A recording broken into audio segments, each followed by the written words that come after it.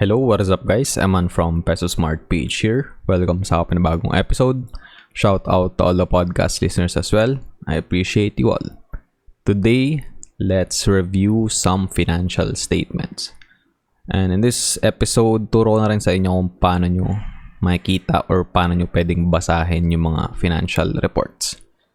Kasi experience ko rin when I was new, it was overwhelming.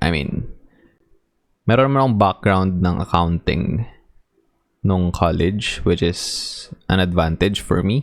So, I was kind of familiar na with how assets, liabilities, and equities work.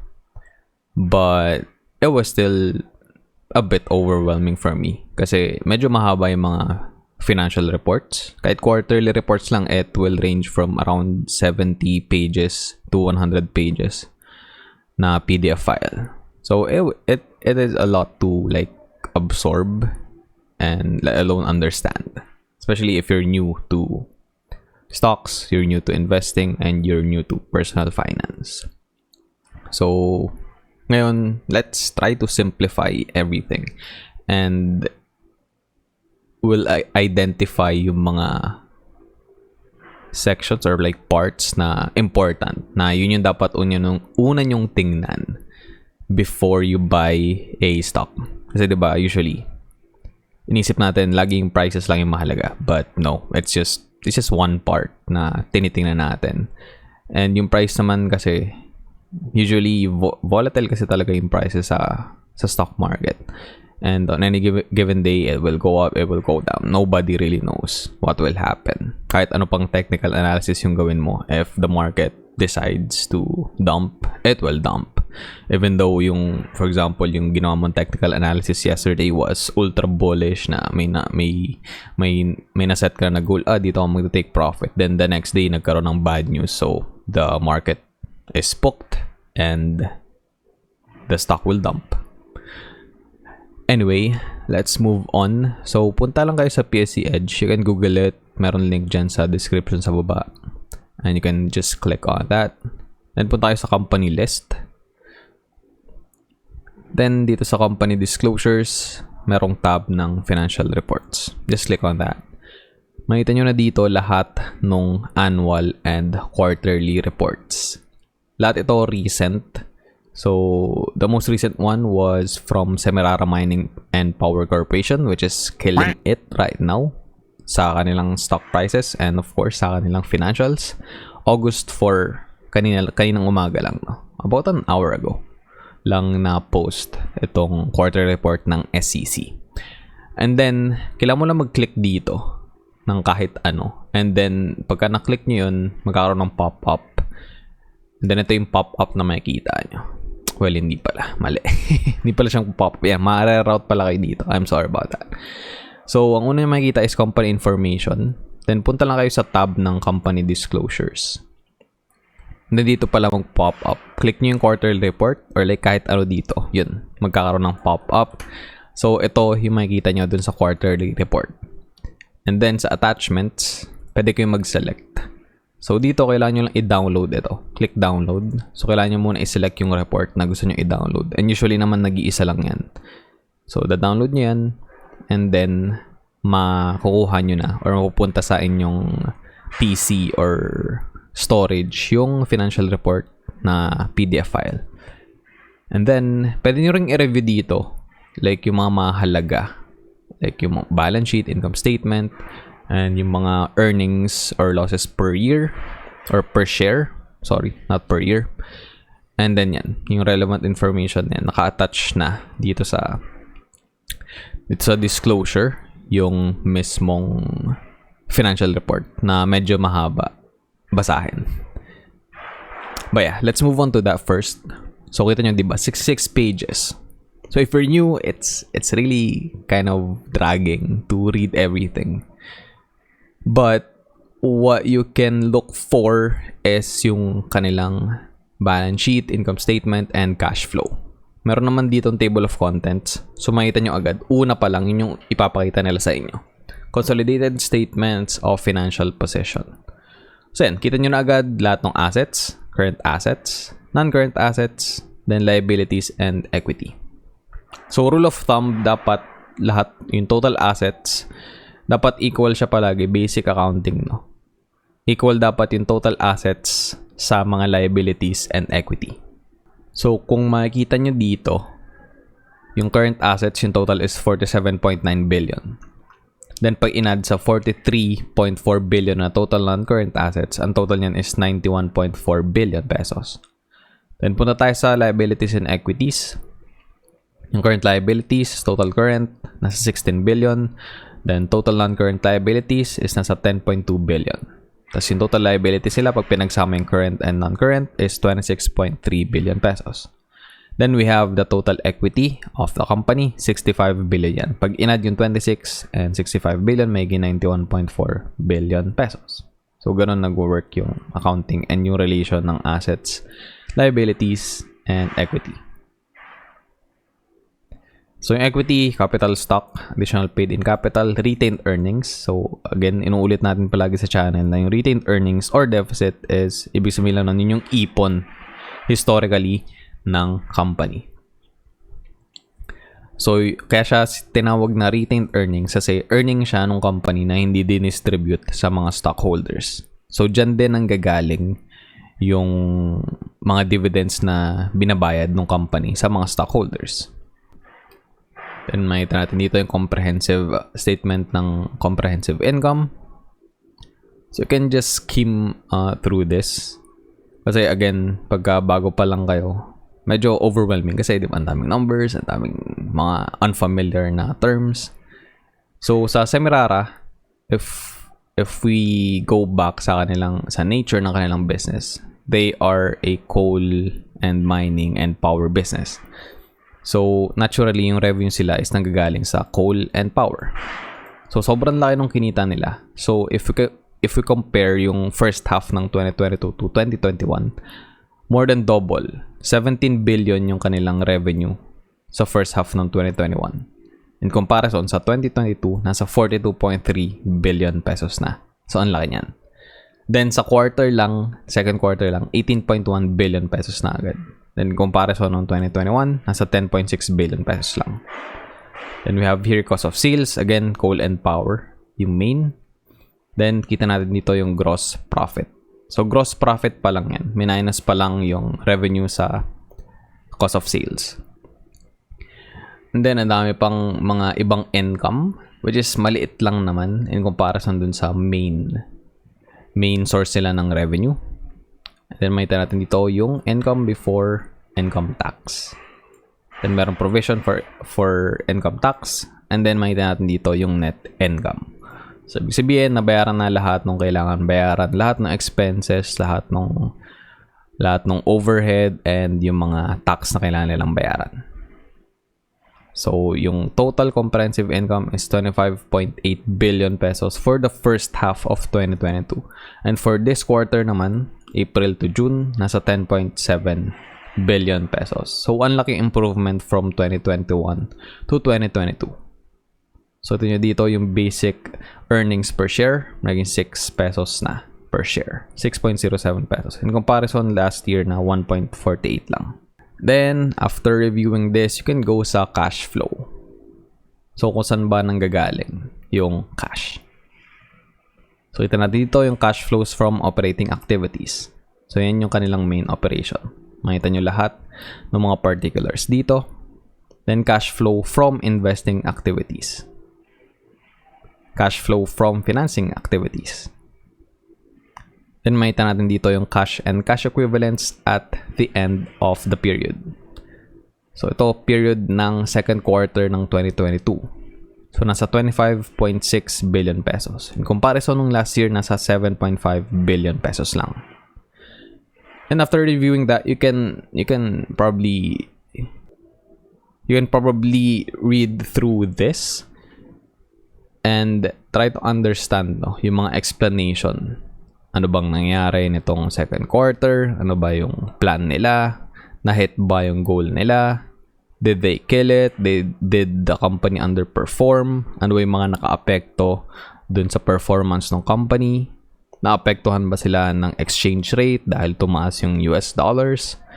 or naapektuhan ba sila ng inflation, or nakaganda ba sa business nila yung inflation. So, yun yung mga mababasa nyo dito. And then, scroll down kayo sa pinakababa. Usually, andito yung mga ratios. Kasi ako gusto ko lagi itong tingnan. Yung iba naman, pwede nyo i-compute ng sarili nyo. Like, for example, what do you call this? For example, yung mga EPS. Kasi yung earnings per share naman, lagi din nilang pinapakita yun. Then, PE ratio, price to earnings ratio, PEG ratio, price to book value, yun mga pwede nyo i-compute ng sarili nyo. But yeah, it's really convenient na andito yun palagi sa pinakababa na ini-indicate palagi ng mga companies. And yan, makita nyo dito yung current ratio, quick ratio, debt to equity ratio. Ito kinocompute sa against the total liabilities. Then debt to equity ratio, ito mga interest bearing loans lang. So yung total debt lang. Then net debt to equity ratio, interest bearing loans. Asset to equity ratio. Then yung mga guide dyan sa debt to asset ratio, usually dapat mga 40 below lang. Wait, walang debt to asset dito. Asset to equity nandito. Pero merong debt to equity, 1 or below usually yan. So maganda sila, diba? 0.41 lang and 0.20. Then return on assets 32%, return on equity 47%, interest coverage ratio 85.74. Then yung gross profit margin, ang taas niya, 72%. Tapos sa net profit margin nila, 50%. Kasi sa profitability, saan na ba yan? Yan. Yung net profit or net income margin, nasa 5% yung low. So that's still acceptable, no, kung ganun yung net profit margin ng company. So ibig sabihin, kumikita pa rin sila. Then 10% is average. Tapos pagka 20% and above ka na, that is high. So 50% is really high. Kasi net na to eh. Nakita nyo dito, gross profit 72%. Then net profit margin nila is 50%. The company is being very efficient and sobrang profitable nila sa period na to. Alright, so para makita natin yung simplified version nun, so hindi masyado maraming text, pwede kayong pumunta sa financial reports tab. And then dito, una nyo makikita is yung annual. So, yung sabihin for the period ended ng December 31, 2021. Yan yung financial report nila. Then, pag nag-scroll down kayo sa baba, makita nyo yung most recent na quarterly report. So, andito na lahat din yung figures. So, andito yung balance sheet, income statement. And yung pwede nyo tingnan palagi dito is retained earnings or deficit. Kasi kung negative to, kung nasa retained deficit sila currently for that particular quarter or even year, no, that is sort of a red flag na for the company. Kasi bakit mo bibilin yung stock ng isang company kung hindi sila kumikita for a long time na? Kasi nagkakaroon lang naman ng deficit. Like for example, yung Jollibee nung 2020, meron silang retained earnings, meron silang healthy na retained earnings. And then, syempre, nababawasan nyo kasi malaking losses nila nung nag-start yung pandemic.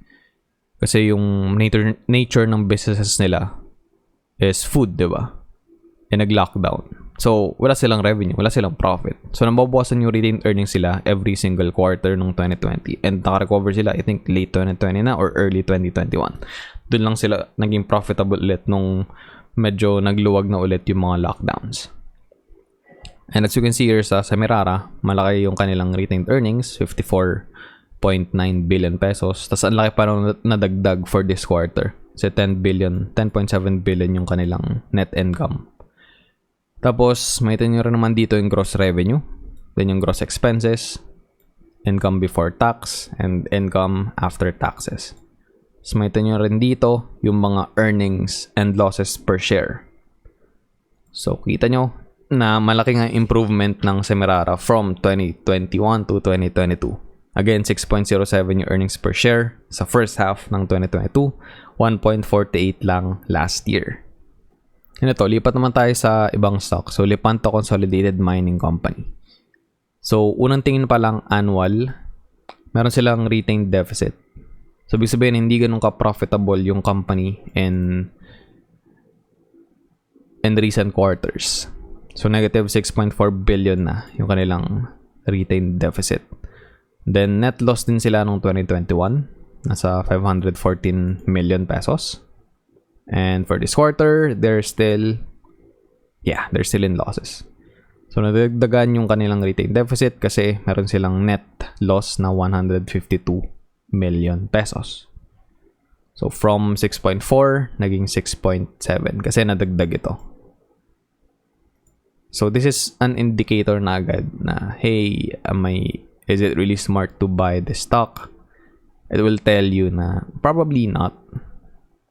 Kasi, yes, this stock is cheap. Diba? Centavos lang. And, kung makita nyo dito, yung chart, medyo nag-high na siya nung March. Then, ngayon, sideways na siya nagtitrade. But, kung hindi profitable yung company, bakit tataas yung stock prices ng company na to? Diba?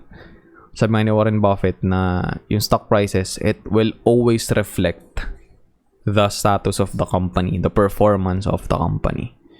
Kaya nga, diba, laging inaabangan ng mga day traders, ng mga swing traders, itong earnings season.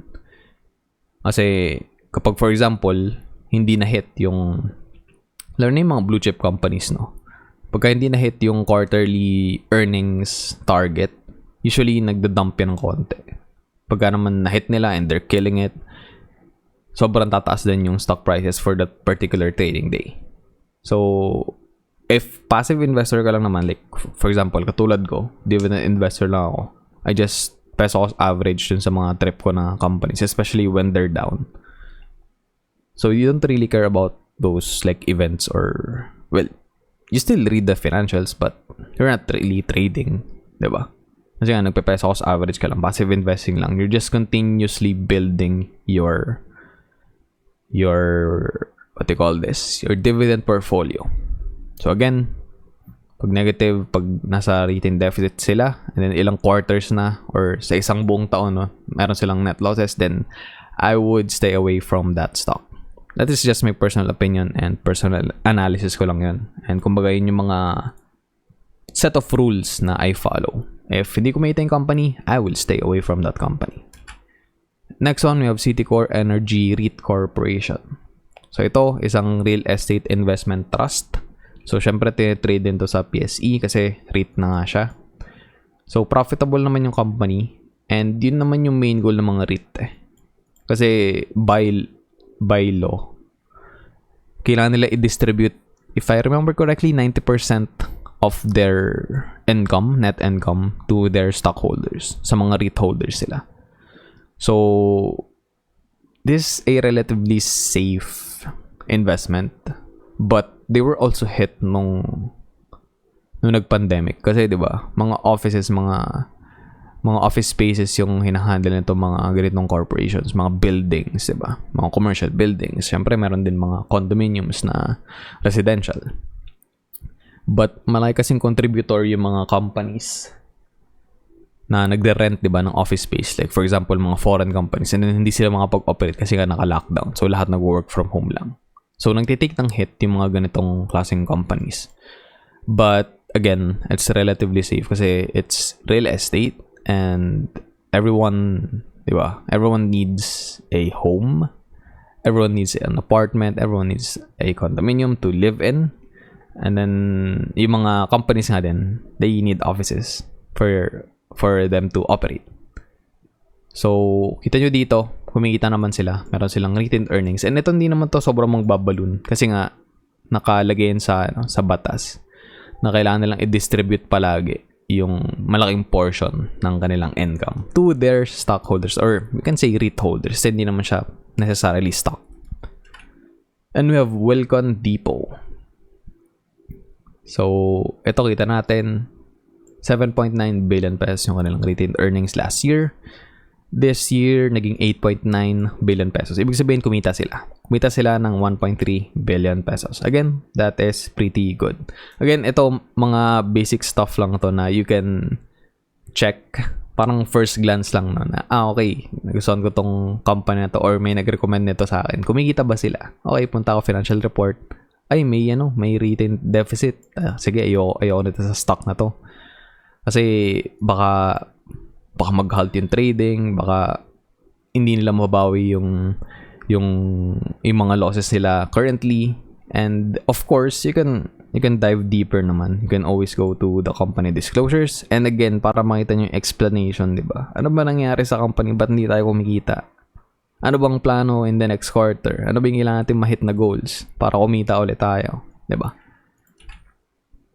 The next one, Concepcion. I owned this stock previously but I sold it.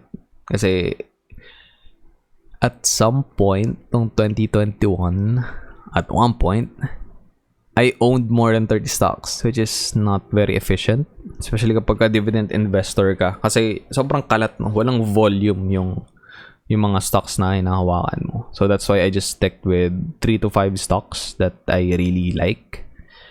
That I'm confident na it will last for a very long time. Kasi maganda na rin naman yung track record nila. And consistent sila nagbibigay ng mga dividends. So, yun. Nag-switch ako doon kasi binenta ko yung majority ng mga stock holdings ko and then I just switched to those 3 to 5 stocks that I really like. So, yun. Concepcion. Ito pala. So, minsan, may mga ganitong companies na yung currency and units, naglalagay sila ng in thousand and PHP. So, normally, Philippine Peso naman yung mga figures dito. So, ibig sabihin ng in thousand, so, itong figure na to, for example, di ba? Pag babasahin natin to as it is, 12.3 million pesos. But, ang sabi dito, in thousand. So, dadagdag tayo ng 3 zeros or multiply natin to sa 1,000. So, ibig sabihin lang, itong 12.3 million is actually 12.3 billion pesos. Hindi lang nila nilalagay dito lahat. Kasi, minsan, medyo overwhelming din basahin or nakakalito basahin. Di ba? So, ginagawa nila to. Yan. Para lang hindi tayo malito. Lagi nyo check itong currency and units if applicable. So, same thing dito sa quarterly report nila. In thousands PHP. So, yung retained earnings nila, 3.7 billion pesos. So, again, add ng 3 zeros. Then, kung nilang net income after taxes, 233.12 million pesos. Add ng 3 zeros. Okay? So, hopefully that is clear. Kasi minsan doon nagkakalituhan. And previously I was accused of being biased sa ABS-CBN. Kasi, well, it's publicly known naman na I like GMA7 stocks. Then, I posted a video before of ABS-CBN's financial reports. And then, they're saying na million lang daw. Puntahan natin. It's just funny. Kasi, they don't wanna like try to understand or hindi sila marunong bumasa ng financial reports and they're accusing me of like like lying about the financial report. I mean, it's all public. So yan, diba? In thousands kasi ito. So I was highlighting ito yung retained earnings sila. So meron pa silang 8.6 billion. So they're insisting na 8.6 million lang doon. And then, syempre, naglalagay din ako ng mga, what you call this, ng mga net losses after taxes. So, ito, they're insisting na 5.6 million lang. But in reality, it's 5.6 billion. I mean, common sense lang din naman minsan. Like, a company as big as ABS-CBN, like, yung assets sila is 13.1 million lang. Diba? And again, nakalagay dito in thousand. So, this is 13.1 billion. Total assets, 52.5 billion.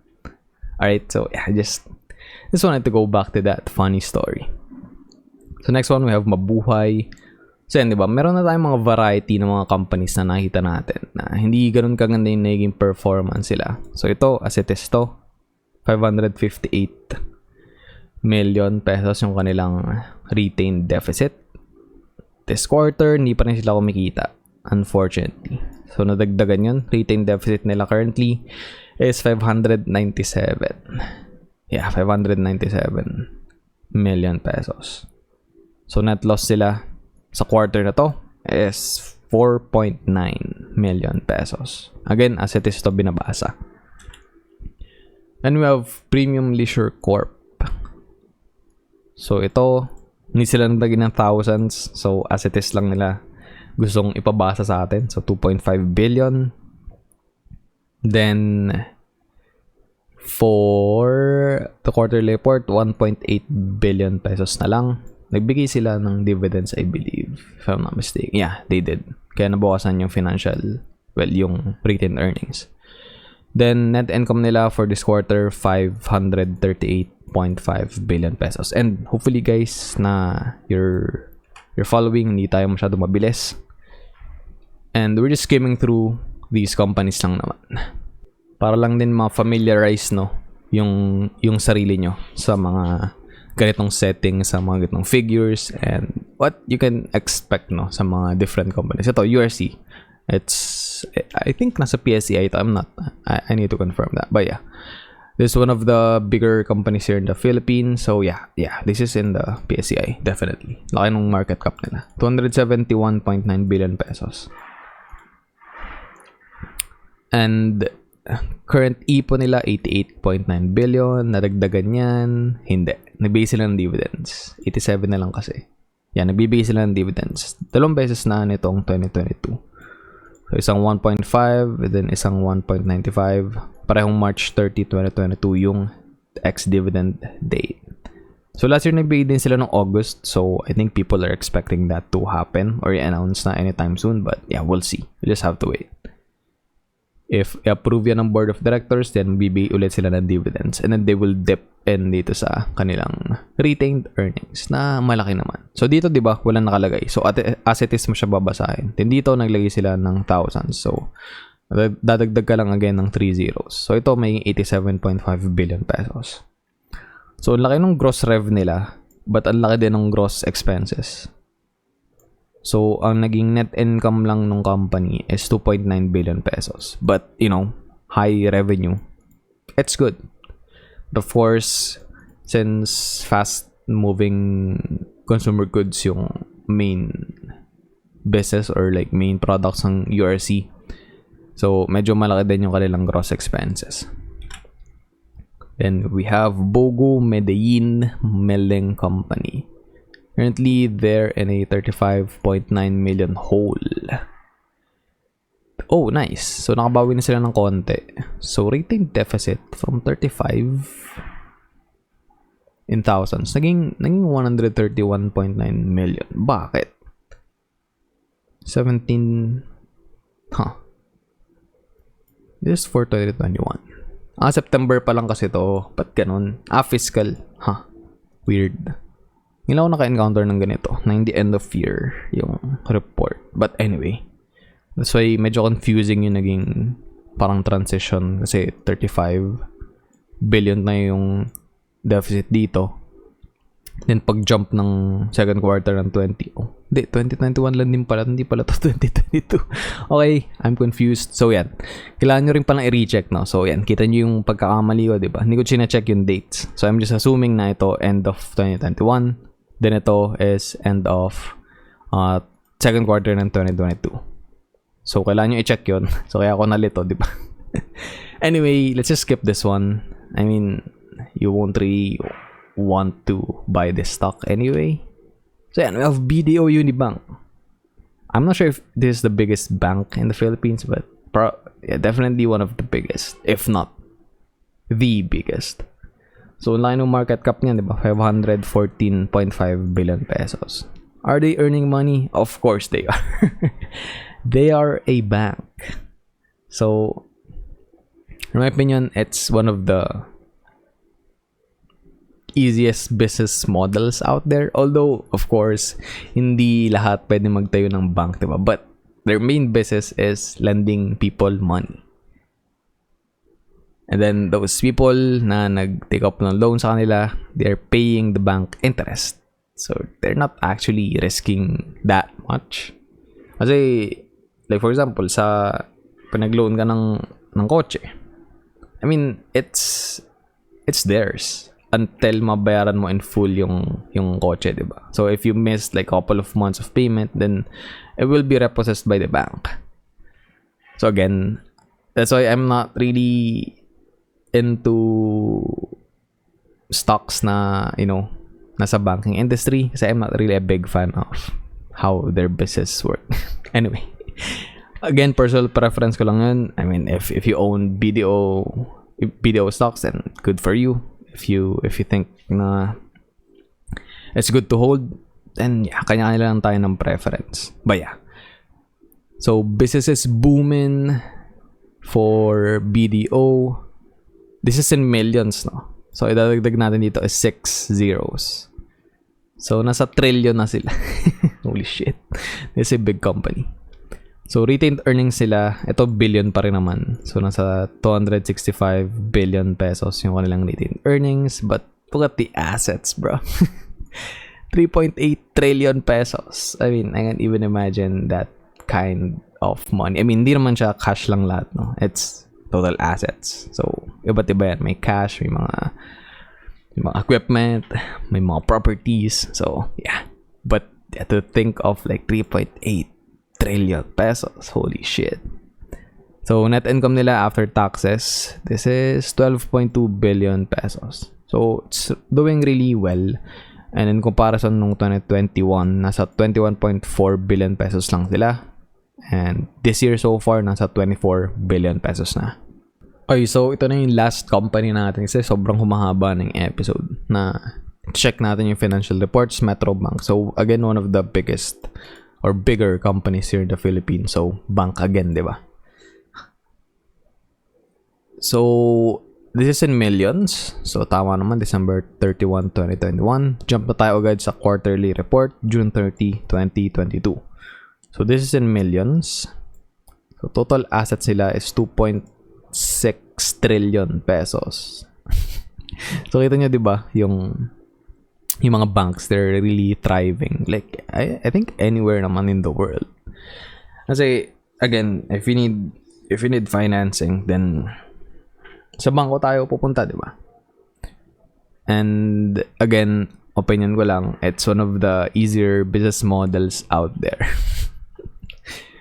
So, retained earnings sila currently is 161 billion pesos. Then, gross rev, again, di ba? Konti lang expense nila. Comparison sa di ba? Sa URC. Ang laki ng expenses nila.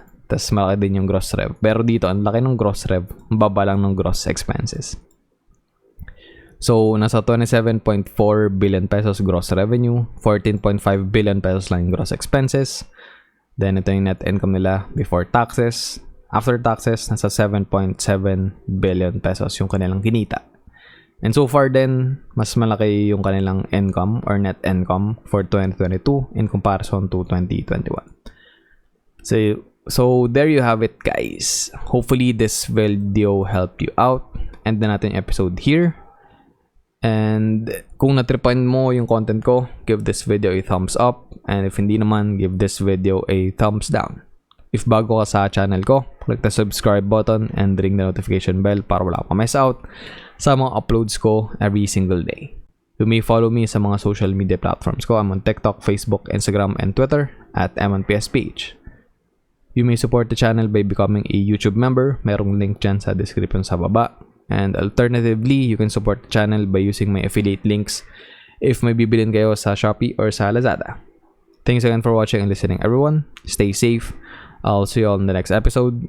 Always remember, be Peso Smart.